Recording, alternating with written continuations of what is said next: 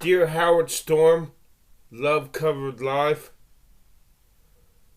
all you believe that God is a God of love, that God loves everybody unconditionally, that whosoever shall call, why is it I cannot get someone to listen to this and explain to me? Okay, Howard Storm. Let's go to Howard Storm. Howard Storm, you met the Jesus Christ. You got it inside the track to God, to Jesus Christ. If you truly met the real Jesus Christ, and not the real Jesus Christ, and it was not a figment of your imagination, or it was not the counterfeit angel of light. If you truly met the real Jesus Christ, how do you explain this story?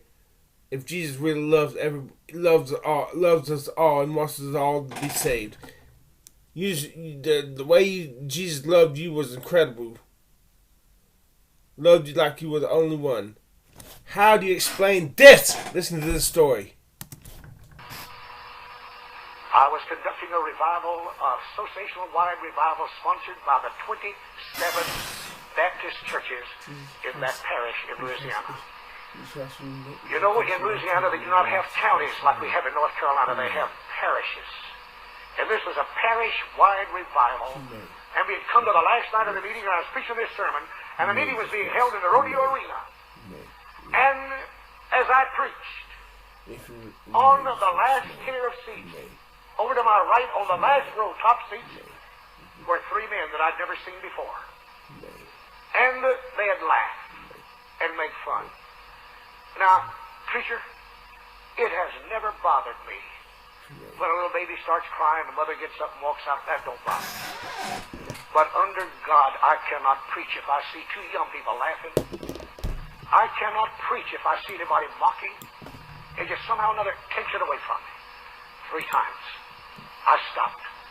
And I said the last time, if you men don't want to hear me preach, a lot of these people have come from miles to be here tonight, and they do, would you just get up and walk out of the arena? One of them said, if you think you're man enough to come up here and put us out, you just come up here. And I prayed a prayer. Never have prayed before, never have prayed since. I said, dear Jesus, let me backslide for 15 minutes. And I promise you, Lord, if you'll let me backslide for 15 minutes, I'll go up there and beat the devil out of all 3 of them. And God said, I didn't call you to fight, I called you to preach. He said, you turn them over to me. And I did. And they continued to mock all the way through the sermon. We had over 400 people to walk down that aisle that night and give their hearts to Jesus Christ. I fully intended to never show them enough attention to address them again. But just as I was ready to pronounce the benediction, my arm came up. Preacher, did anything ever come out that you hadn't planned to say? That you couldn't help but say it? Has that ever happened to you, brother? How many of you preachers here have ever had something just come out that you didn't have in your notes and it just came out? Yes, every preacher, every God-called preacher has. And my arm just came out and I said, I do not know who you 3 gentlemen are.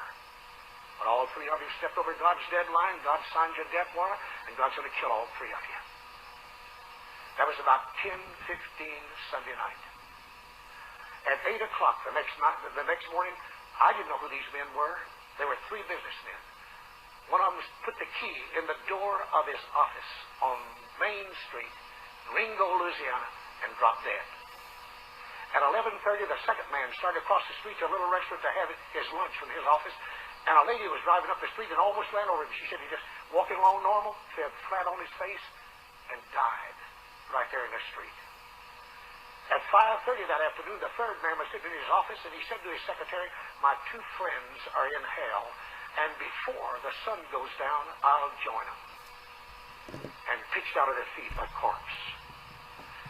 My wife was with me in the revival. We had closed the revival meeting on that Sunday night, and we had driven about 100 miles to a little country church to begin.